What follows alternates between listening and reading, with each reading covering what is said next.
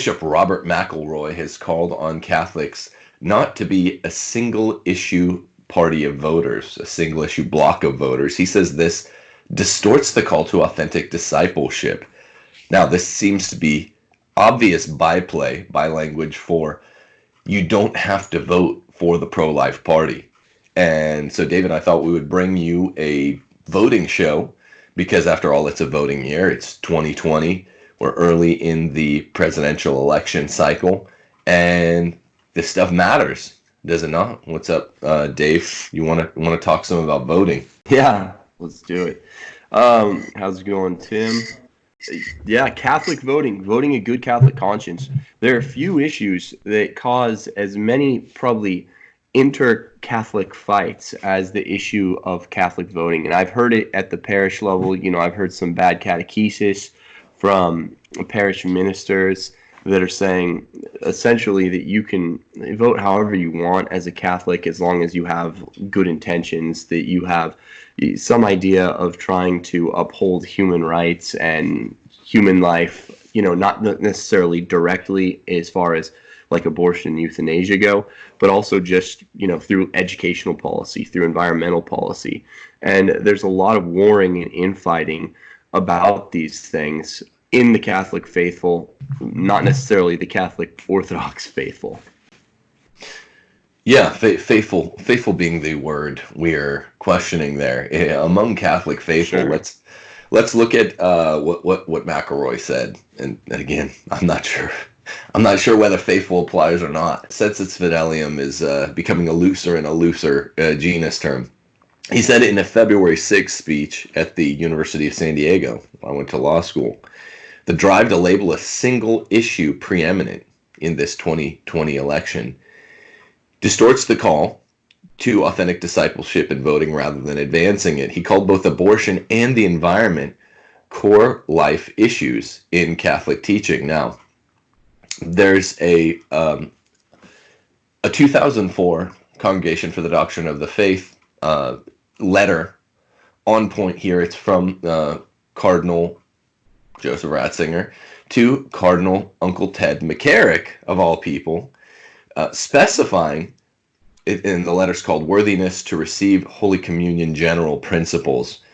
And it specifies a couple things. Firstly, that abortion and euthanasia are the life issues. So it does specify this. For 30 years, we've had the seamless garment fallacy put forward by liberal American prelates, and they've attempted to reify other social issues as life issues, because everything affects your life. Property issues, liberty issues, wealth issues, these affect your life, so can't these be life issues? It's all a seamless garment. Stupid. Ridiculous. Ratzinger says in this 2004 CDF letter that issues like the application of war principles or death penalty principles, you could disagree with the Holy Father and still present yourself for communion. But you can't be openly a pro-choice voter, pro-abortion voter, and present yourself for Holy Communion. He says a Catholic would be guilty of formal cooperation in evil, and so unworthy to present himself for Holy Communion if he were to deliberately vote for a candidate precisely because the candidate's permissive stand on abortion and or euthanasia. When a Catholic does not share a candidate's stand in favor of abortion and or euthanasia, but votes for that candidate for other reasons, this is the weak link in the chain. It is considered remote material cooperation, which can be permitted in the presence of proportionate reasons. Now, liberal Catholics like Bishop McElroy and his clique get excited over this spot. Why should they not be so excited? It's not just a carte blanche, an open check or whatever to vote for, every Clinton, every Obama candidate that you want. And see, the operative word here is proportionately. You have to have a proportionately grave reason for, even in remote, immediate material cooperation, to vote for a candidate that has a non-pro-life, non-anti-abortion stance. And those just are few and far between. It's not like you can say, oh, I like this person's stance on the environment or on education policy or on inner city, crime and violence necessarily, because those things are not proportionate to saying I'm against a direct attack on human life in abortion and euthanasia. See, abortion and euthanasia, two of the preeminent life issues, the two preeminent life issues in Western culture today, they represent a direct attack on human life. It's murder, right? So to be proportionate to something like murder, you would have to have another attack on human life. And no matter what you want to say about the environment, no matter what you want to say about education policy, those aren't direct and clear dangers to human life. If you were to believe much of the tendentious and new age science on the environment, this is a big if, right? Because there's a lot of reason to be skeptical and to disbelieve in a lot of the science, the quote science coming out about the environment. Remember, these scientists have fudged their data in order to receive grants in a lot of cases to keep studying global warming or quote global warming or quote man-made climate change, right? So there's a lot of reasons to be skeptical of the science in the first place. But even for taking for granted that man-made global warming and climate change exists, then it's still not a direct attack on human life. It's this mediated and accidental attack on human life. And we don't know yet how serious of a danger it is. So even taking for granted that there are these environmental dangers, we don't know that they're going to rise to the level of something like abortion or euthanasia in terms of their deadliness for human life. I mean, how many babies have been lost since Roe v. Wade? It's 60 million in just America, and it's 57 million per year worldwide in the wake of Roe v. Wade. Yeah, and deadliness isn't the main factor anyway. Like I always give my philosophy classes the hypothetical to show that consequentialism or utilitarianism is utterly wrong, utterly unacceptable. The end doesn't justify the means, even if we were 100% certain that global warming was real and we were all going to be killed because of icebergs running down our homes or whatever as they melted. So it's not like it matters anyway. Agency matters and intent matters. If the hypothetical is the following: if a murderer walked into my classroom and said, you either kill all 20 of these kids or you kill one of these kids, or I'm going to kill all 20 of them. You have to pick one and do it yourself, though. I'm never allowed to effectuate that murder because even if I believed him, we're 99.5% sure he's going to make good on what he says, but maybe he'll have a heart attack, in the 10 minutes he gives me, and I can just not kill student A and all the other students survive. But let's say that I'm 100% sure somehow. It still does not become morally illicit for me to kill him because that's still my act, and a wicked, intrinsically evil means never justifies the end. So even if we're 100% sure that he's going to come back and do it, that's his misdeed, and that's how intellect and will govern together the sovereign will of every individual moral agent. The reason I'm bringing it all up is it doesn't even if global warming were an accidental thing we're not willing to do, and it were real and it were going to destroy the planet. It doesn't rise to the level of a life issue because we're not seeking to take a life each individual time. The way with abortion, you can talk about a one-off, time by time. This is an effectuated murder every time an abortion happens. Sure, and see, but I'm assuming that the issue in the voter's mind is to protect human life, because voting is essentially, it's a consequential thing. It's a consequential decision. So things are analyzed from a consequentialist viewpoint when it comes to how you vote, because you're voting for an outcome, right? So I think when it comes to your will, that distinction is between formal cooperation and the remote mediate material cooperation. So, for example, you can never vote for a pro-choice candidate because they're pro-choice. That would be formal cooperation. And when you're formally cooperating, you intend the immoral act to occur. So you have equal guilt in taking on the immoral act, right? So first of all, let's just say a lot of progressive Catholics out there, I mean, we're talking about like remote material cooperation, as if the progressive Catholics that are voting for a lot of these anti-life, pro-abortion politicians are saying, like, yeah, I disagree with their stance on abortion, but I'm voting for them in spite of it. Let's just say a lot of progressive Catholics out there are pro-choice. They're pro-abortion, right? So that's just formal cooperation. If you're voting for a candidate because of their stance on like keeping Roe v. Wade the law of the land, that's formal cooperation, and you're actually taking on the guilt of keeping this evil thing, keeping abortion, the policy, the domestic policy of America. So you have blood on your hands if you're voting for a politician because of their pro-choice stance. What I'm talking about right now is remote material cooperation for those who maintain, and I don't buy it a lot, but those who maintain that they're voting for a pro-choice politician in spite of their pro-choice, their platform. What we're discussing is what are the conditions sine qua nons for pulling the ballot for basically any Democrat as a Catholic voter at this point. And because the Democrats are all militantly pro-abortion. And what does this criterion, I guess it's more like an element, what does this element test that Benedict lays down a proportionality require?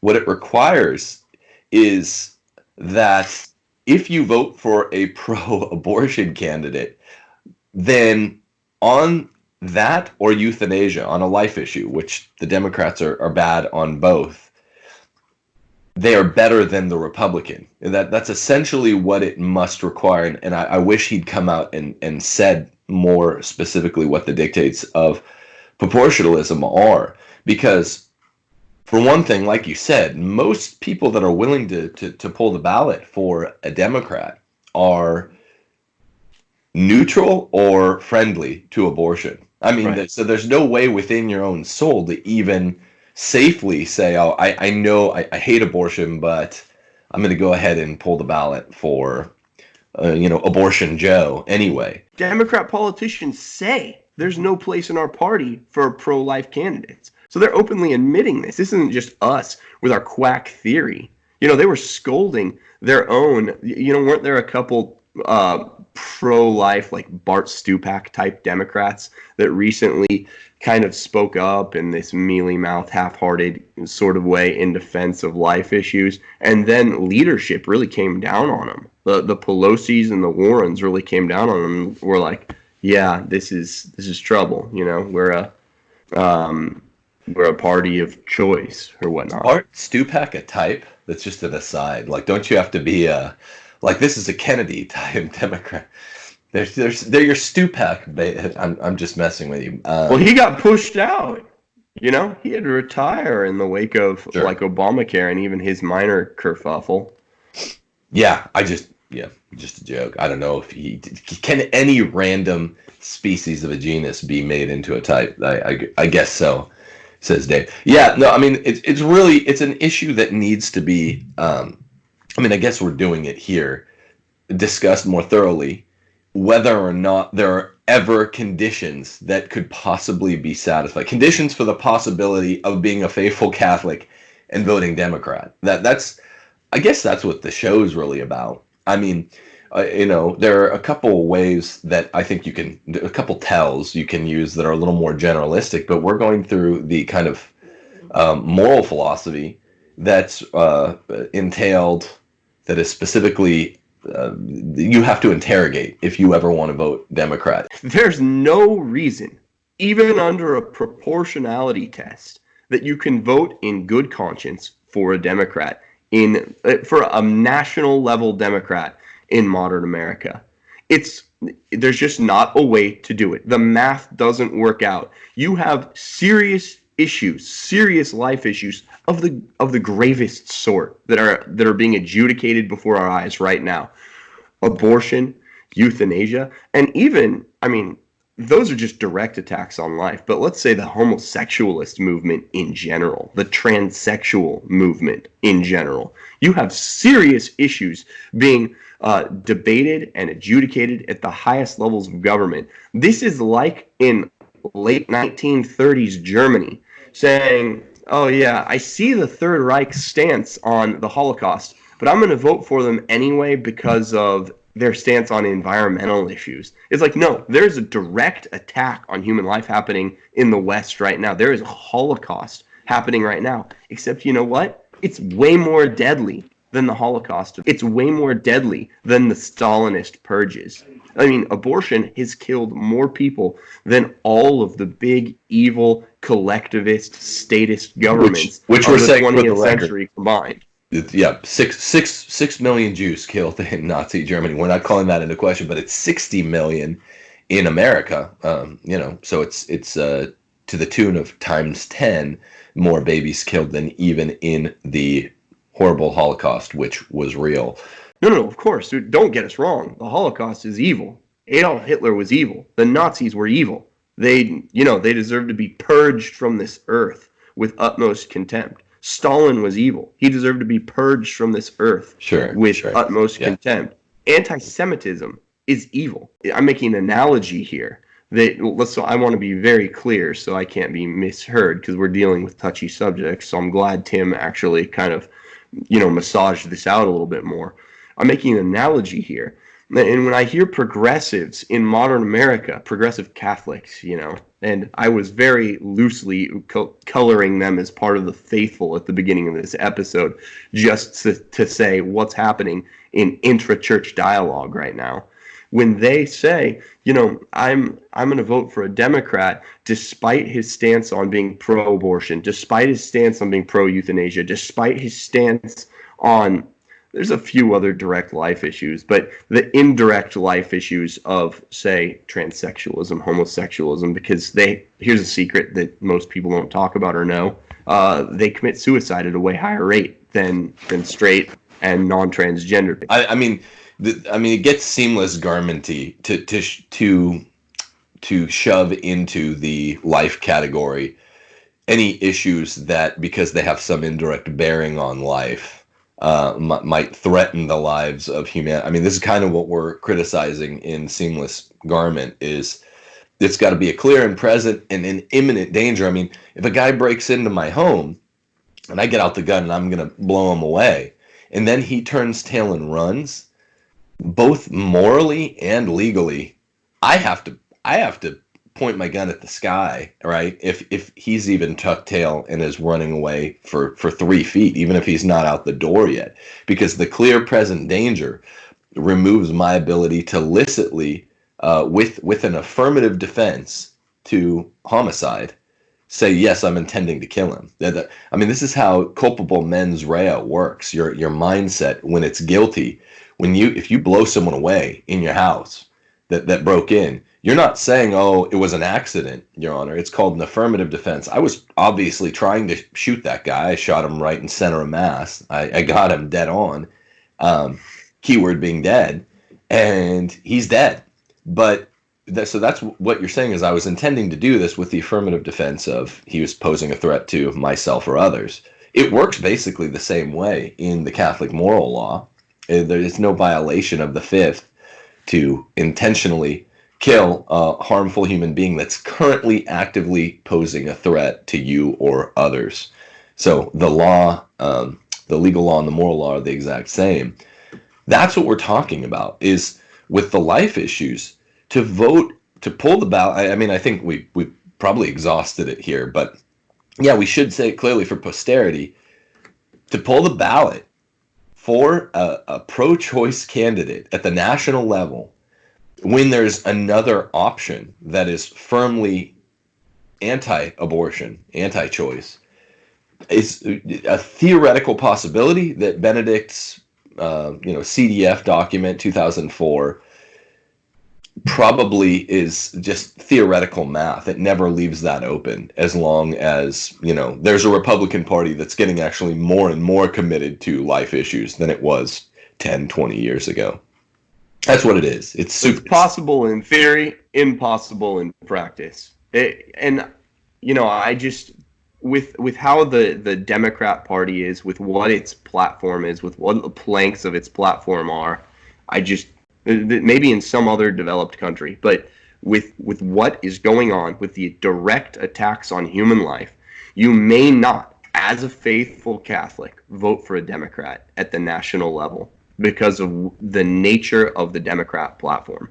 And, environmentalist concerns do not add up. These indirect attacks on human life that the science is not even settled on. Don't buy the lie that the science is settled, because that's what the left is pushing, Tim. That's the narrative. Oh, the science is settled and people are going to die by 2025 en masse unless we take drastic actions to make everybody drive stupid little Toyota Priuses with Obama Biden bumper stickers on the back, and probably a bumper sticker that says coexist with like the cute little characters from all the world religions. Yay.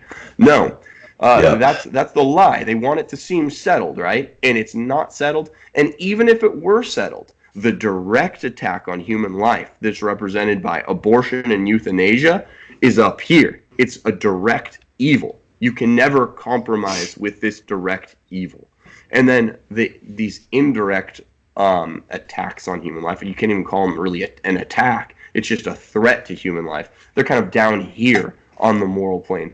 And yeah, you do need to, in the end, it's a consideration. If we were to take the environmental science as proven, obviously, like when you look at Al Gore's film and kind of the sensationalist predictions that he made on there, we see that most of them haven't come true. Their timeline was real short, and they were like, if we don't take direct action by 2019, then the polar bear is going to be extinct. And we're seeing that all of his predictions were wrong anyway. I don't think anyone in the audience is out there thinking global warming is real. We're saying, even for the sake of argument, literally, without visiting the merits, even if it were real, even if it was like, okay, that's fine, maybe light bulbs as distributed in the year 2000 were really going to blow up the universe, right?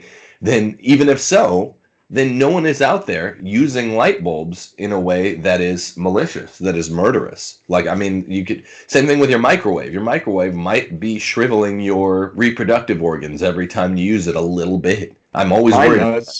Yeah, well, I run away from the damn thing when I turn it on, because I'm pretty sure it does. That's not me being like... Is that why you were running the other night? I was using the microwave again. Yep. I mean, that tinfoil wrapped around your midsection. I don't know. Midriff or whatever. I mean, no, I didn't really do that. But if I did, it would be because there's a real threat. But that's a calculated risk, which is all we're talking about. We shouldn't even spend any time on globothermo because it's so stupid. Global warming.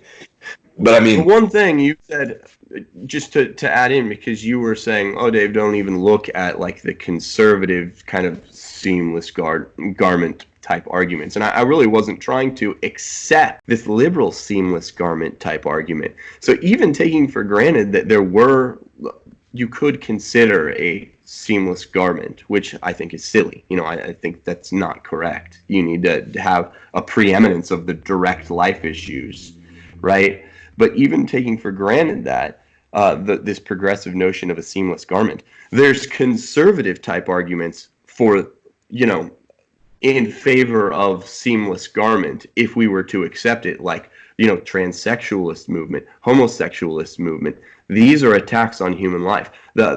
Your Republican strong commitment to criminal justice and non-parole, to keeping offenders in prison. So if we're going to incorporate this stupid seamless garment argument into Catholic voting philosophy and moral theology, then we have to do it from both sides too, right? So that's what I was saying. I was just offsetting the liberal argument. It just gets so arguable in a really like boring, banal, tiresome dumb person trying to sound smart way. I mean, this is why you don't really want to talk to, IQ 98s about politics, because it's always just a coin toss. They might agree with you, and they might be great Trump voters that are whatever, but I mean, they also, there's such a thing as doing the right thing for the wrong reason. No, not that they would be, but I mean, it's just a coin toss. It's a coin toss when you talk to a high IQ. How are they going to be voting? It's really a boring, if can be avoidable conversation, then avoid it. And yeah, anything that people would push to the preeminence of a do or die issue like abortion, that's not abortion, should be a conversation ender, because it's like it gets so debatable and it's so boring. The other, I think, interesting aspect of this is the demonological component of the what's happened with Democrat Party politics in America. I mean, I thought it was like 2 weeks old. There's a February 9th, 2018 article that was run on something that happened 2 years prior. Melania Trump, evidently, when Trump was being sworn in, she told her husband quietly, "I will not stay one night in the White House until you get all the pagan, demonic idols and statuaries that the Clintons and the Obamas had in here out. I want them cleared out, and I want the house exorcised." This, it depends where someone's coming from, but it sounds really sensible to me and probably most of our audience. But I mean, this is a real thing. A party that's committed to child sacrifice, Hillary made a Moloch joke, right? Currently, I'm outside sacrificing a chicken to Moloch in the WikiLeaks dump. We're going to give her the benefit of the doubt and assume it was a joke. Child sacrifice always goes with kind of demonology. We shouldn't be surprised to find that the Clintons were obsessed with Haitian fertility god symbols or whatever it was in the White House. Similarly, we shouldn't be surprised to find the candidate with a FLOTUS who is Catholic and by all standards, really a somewhat serious-minded Catholic. We shouldn't be surprised to find that they are the pro-life party. So if we kind of zoom out 40 or 50,000 feet, isn't it just kind of common sense that the people that are even scratching their heads trying to figure out if Superstring Theorem works, in other words, if the 2004 CDF document leaves one person out of 7 billion that's allowed to vote for a pro-abortion candidate or none, it's kind of like, this is very theoretical. This is academic. For all intents and purposes, just why would you torture yourself in that way? The good guys, generally speaking, not the perfect guys, are the ones with, there are other tells, aren't there? Yeah, I think it's natural to care about what the interior disposition of a candidate or, say a first lady. That matters, because your interior disposition is going to affect your public policy stances and the way that you govern and just the way you're going to interact or influence him in a way to govern. The silent and behind the scenes role of the woman in really being the helpmate of the man and helping to bolster him and even act as consigliere to him in times of, deep discernment. Yeah, that and or any other issue. Like, this is what I'm always saying to people about, that want perfect certainty, that want a formula for, even a moral formula for situations in life. I mean, let's take two scenarios, right? You're in a bar and people are drinking heavily, and your friend nearly gets into it with a guy, like a fight, a kerfuffle. When two guys are sizing each other up, sometimes situation A, it blows over, nothing happens, everyone sits down and goes back to their drink and doesn't cast a foul glance across the room again. Situation B, exact same material circumstances, two dudes in each other's face, and then like that, just all hell breaks loose. I mean, one can tell, look, we're material and we're formal, we're body and we're spirit. We are still mammals. And so what I'm saying is there is something to human instinct for even apprising the candidates we're looking at. You don't want to be so far removed from mammalian instinct that, like dogs, when you watch them nearly get into a fight, they know, right? Whether or not, like, sometimes they twitch and you're like, oh, that's going to set both of them off and it's going to be a Tasmanian devil cloud of violence, intra-dog violence. And it doesn't do it. And then other times you don't see any twitch, but the dogs understand, okay, we're gonna throw down now.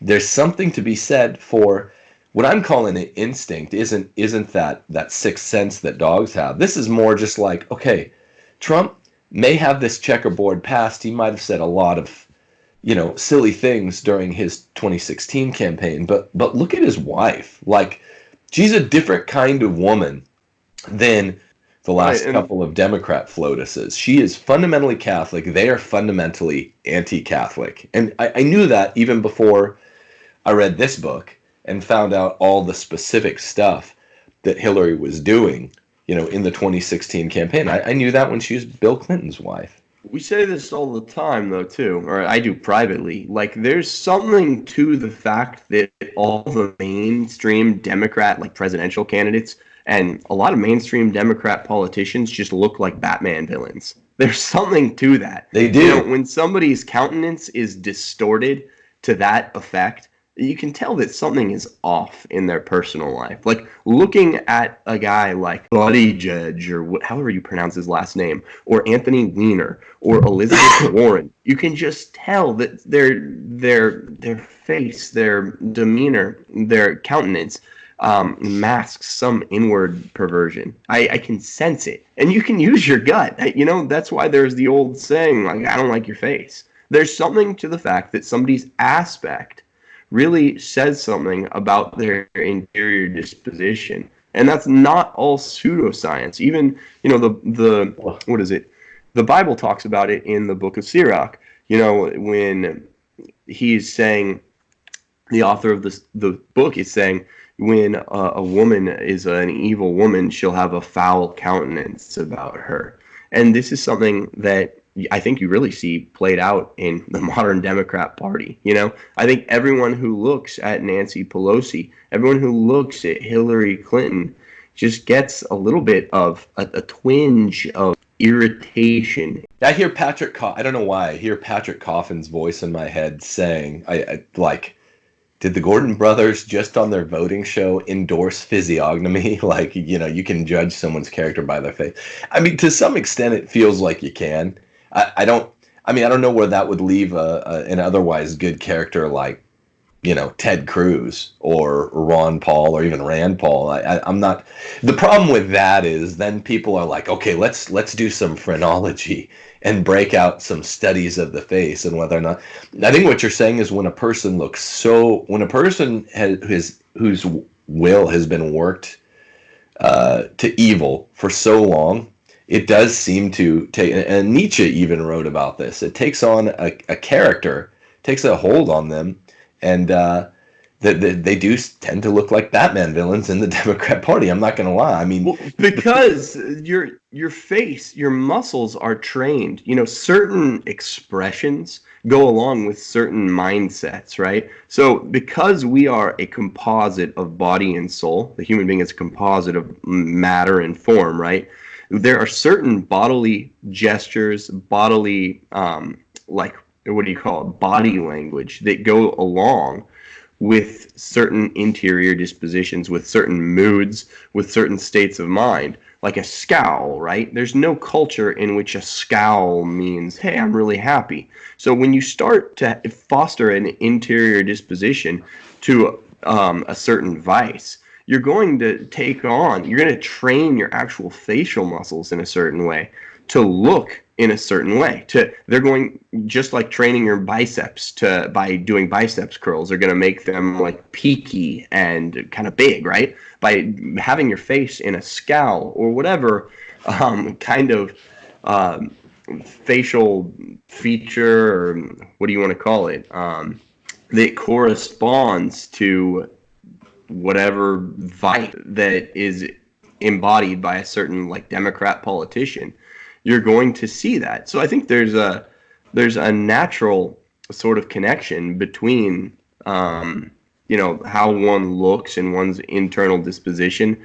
And it's not just complete pseudoscience. There's got to be something to it. It's funny, like, you never know where these shows are going to go. And I'm bringing up real evidence of demonology in the Democrats, and Dave wants to take this. No, let's stick with physiognomy, right? You never know where these shows are going to go. I don't know. I don't know if an evil pro-abortion politician has to be scowling as they sign the bill, and that's training their facial muscles or whatever. They look weird. I'll just say that. And maybe we're going to get in trouble. But I mean, no, there is real evidence. I don't even care if we get in trouble for it. I just don't want to be endorsing outright physiognomy. They believe this in like Nathaniel Hawthorne's day. But they do look weird, most of them, at the same time on the other side. And there's a lot of evidence of like demonic influence in the Clintons' lives. I mean, that weird picture surfaced 6 or 7 months ago of Bill. They have all the Epstein connections. All of the stuff from early November 2nd, 2016 still rocks my world. That the Clinton campaign, the Podestas, were committed, I don't know, I don't want to just say Satanists, but they were going to hang out with Marina Abramovich at her satanic little spirit cooking. Spirit cooking. Come to my barbecue? Oh yeah, what are you cooking up? Some spirits. It sounds terrible. No, I mean, that's real. That's real. If you ever find in a private email dump from me letters like that, this is not a conspiracy theory, right? You're not going to want to hang out with me. Some of our fans are like, "Hey Tim, you seem like a cool guy to hang out with," and Dave seems like a marginally cool guy to hang out with. But I'm just joking. You guys seem like nice guys. What do you do on the weekend? Whatever. They ask stuff like that. I would not be getting those emails, except for maybe weirdos, if they ever saw that we were engaged in the stuff the Clinton camp is. And so when I hear Melania Trump saying they have weird statues in here, demonic stuff, the house needs an exorcism, given all the Masonic presidents that we've had in the U.S., that's a good idea anyway.